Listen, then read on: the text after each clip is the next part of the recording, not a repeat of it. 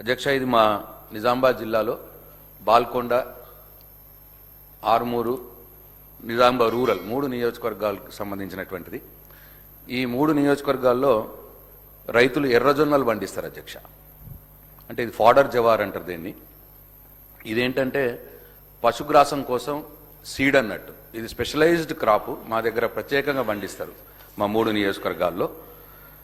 అయితే ఇది ఈ సీడ్ని మన నార్త్ ఇండియాలో చాలా రాష్ట్రాలు, హర్యానా, బీహార్, యూపీ, పంజాబ్ అక్కడికి తీసుకెళ్ళిపోయి అక్కడ సీడ్ అమ్ముతారు. అట్లనే ఆఫ్ఘనిస్తాన్, బంగ్లాదేశ్, పాకిస్తాన్ ఆ దేశాల్లో కూడా తీసుకెళ్తారు. ఇది చాలా స్పెషల్ క్రాప్ మా దగ్గర. అయితే అధ్యక్ష, లాస్ట్ ఇయర్ నా నియోజకవర్గంలోనే 33,000 ఎకరాల్లో ఈ పంట సాగైంది.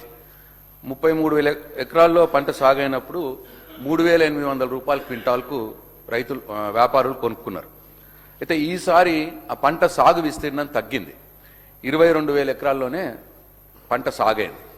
అయితే ఇప్పుడు పంట సాగు విస్తీర్ణం తగ్గింది కదా, రేటు లాస్ట్ టైం 3,800 వస్తే ఇప్పుడు 4,000 వస్తుంది అనుకొని రైతులు ఆశపడ్డారు.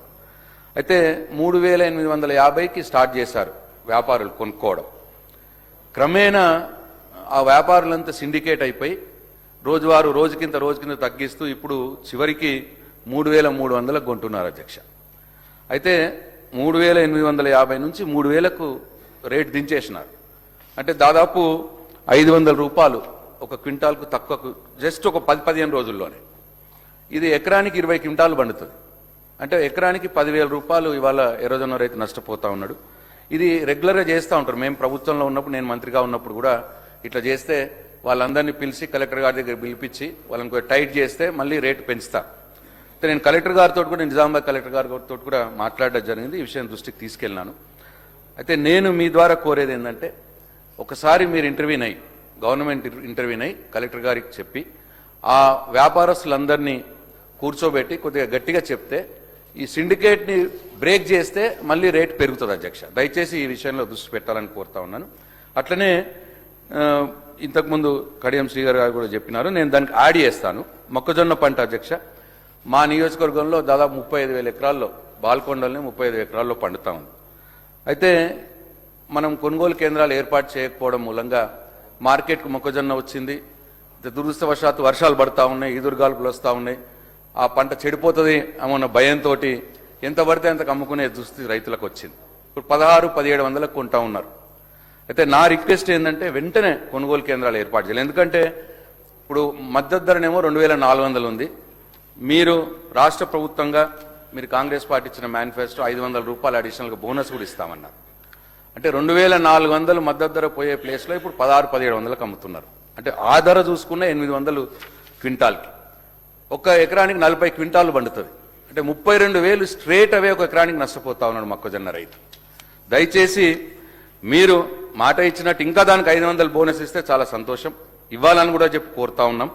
అంటే ఎకరానికి 30,000 నుంచి 40,000 రూపాయలు నష్టం ఇవాళ మొక్కజొన్న రైతు పోతున్నాడు. కాబట్టి దయచేసి ప్రభుత్వం వెంటనే కొనుగోలు కేంద్రాలు ఏర్పాటు చేసి మద్దతు ధర 2,400తో పాటు 500 బోనస్ కూడా మీరు మాట ఇచ్చిన ప్రకారం ఇచ్చి రైతుల్ని ఆదుకోవాలని చెప్పి ఈ ప్రభుత్వాన్ని నేను కోరుతా ఉన్నాను. ఇంకా లాస్ట్ సేమ్ అధ్యక్ష, ఇప్పుడు యూరియా విషయం కూడా అధ్యక్ష, ఇదేమవుతుందంటే ఇప్పుడు యాప్ మోడల్ కొత్తగా తెచ్చినారు. అందరికి సంబంధించినటువంటి విషయమే. అందరు కూడా ఇబ్బంది పడతా ఉన్నారు, అందరు ఎమ్మెల్యేలు కూడా ఇబ్బంది పడతా ఉన్నారు. అయితే ప్రాబ్లం ఏంటంటే రైతులకు 50% మందికే స్మార్ట్ ఫోన్స్ ఉంటాయి అధ్యక్ష.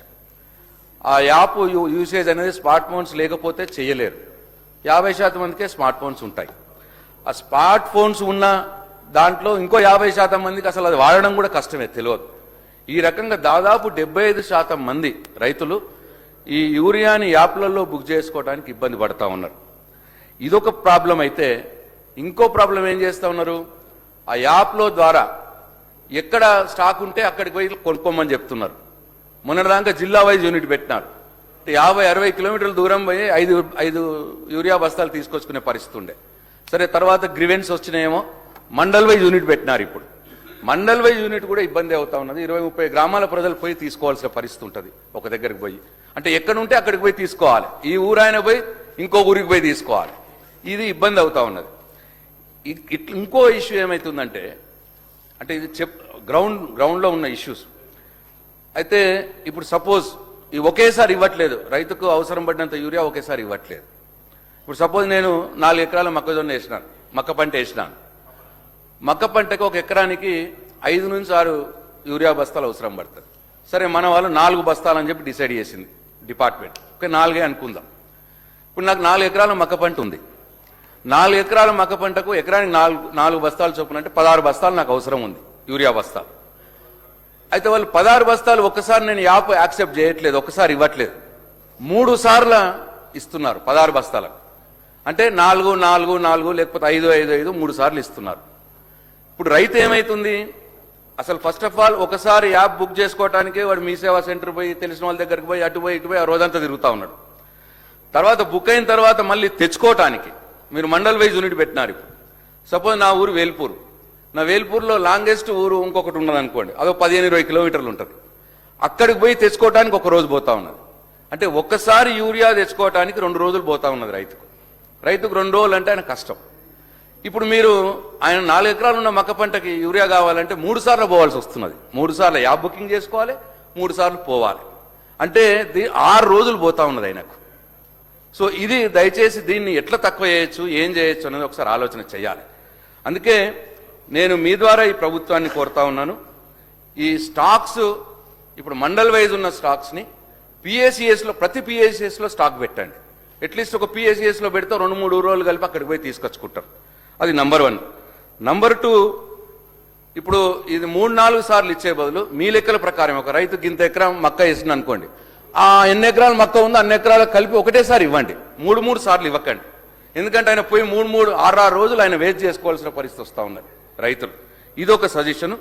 అట్లానే ఈ యాప్ పద్ధతి కూడా ఒకసారి ఆలోచించండి.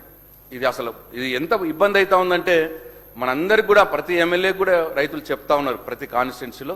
దీని గురించి ఒకసారి పునరాలోచన చేయండి. ఈ యాప్ ద్వారా పెట్టడం మూలంగా రైతులు ఇబ్బంది పడుతున్నారు. ఫైనల్గా ఇవాళ రైతులు వాళ్ళ మనసులో ఏమొస్తున్నదంటే, అరే కేసీఆర్ ఉన్నప్పుడు మేము ఆటో వానికి డబ్బులు ఇచ్చేస్తే 4 సంతులు తీసుకుపోయి పొలం కాడ వేస్తోడు, ఇప్పుడు ఏం బాధకు వచ్చేది, ఎందుకు ఈ యాప్లు, ఎందుకు ఈ మండల్ వైజ్ యూనిట్లు. దయచేసి నేను విమర్శకు అంటలేను, నేను ఎందుకు ఈ మండల్ వైజ్ యూనిట్లు, ఎందుకు 3-4 సార్లు ఇవ్వాలి, ఇట్లా ఇవన్నీ ప్రాబ్లమ్స్ కూడా తీర్చాలి యూరియా విషయంలో అని చెప్పి నేను ఈ ప్రభుత్వానికి మీ ద్వారా మనవి చేస్తూ ఈ 3 రైతుల ఇష్యూస్ సార్ట్అవుట్ చేయాలని చెప్పి కోరుతా ఉన్నాను. Thank you.